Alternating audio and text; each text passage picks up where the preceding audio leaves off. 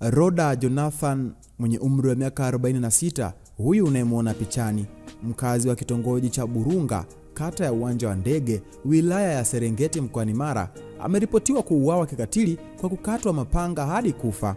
Marehemu alikuwa mke wa mhandisi Wilson Charles, meneja wa TARURA mkoa wa Kagera, ambapo wawili hao wamejaliwa watoto watatu. Imeelezwa marehemu na mtuhumiwa hawakuwa wakiishi pamoja kwa takriban miaka 5, lakini walikuwa wakiwasiliana.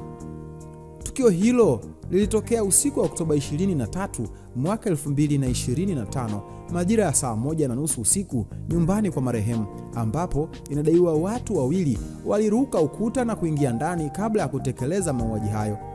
Mashuhuda walisema mwili wa marehemu ulikutwa umekatwa mapanga sehemu mbalimbali za mwili wake, ikiwemo kiganja cha mkono wa kulia kilichokatwa na kuachwa chini, huku mwili wake ukiwa pembeni ya kitanda na majeraha makubwa kifuani, mdomoni pamoja na mikononi.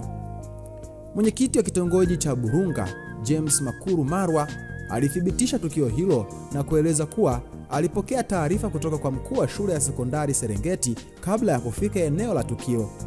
Ameeleza kuwa siku iliyofuata panga lenye damu lilipatikana jirani na eneo la tukio na polisi walikusanyika kwa ajili ya uchunguzi zaidi. Aidha, kijana aliyekuwa akiishi nyumbani kwa marehemu, huyu kijana anaitwa Mofati Mwita, umri wake ni miaka 14, alieleza kuwa wakati alipokuwa jikoni akipika, mwanafunzi aliyepanga nyumbani hapo alimuona mtu akiruka ukuta na kuingia ndani. Yule mtu alimuuliza mwanafunzi kama mama yupo, na ghafla mwanaume mwingine akaingia moja kwa moja hadi chumbani ambako shangazi yupo, yaani marehemu. Alianza kupiga kelele, mwanafunzi huyo akakimbia kutoa taarifa shuleni. Alisema alishuhudia watu hao wakiondoka baada ya kufanya mauaji, lakini hakuwatambua watu hao. Kamanda wa polisi mkoa wa Mara, Pius Lutumo, amethibitisha kushikiliwa kwa mume wa marehemu kwa uchunguzi zaidi kuhusiana na tukio hilo.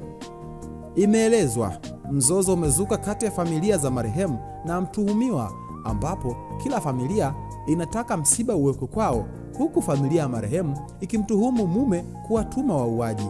Nini maoni yako? Nione kwenye comment, maoni yako itakuwa vyema na sodakta sana. Hii ni VOT Media. Wakati wote sisi tumechangamka. Hamasa ni kuendelea kusubscribe katika YouTube channel ya kwetu. Subscribe, like, comment, share kwa ndugu jamaa na marafiki, ili siku zote wasiweze kupitwa na taarifa zote muhimu ambazo zinakuwa zinatoka kwetu.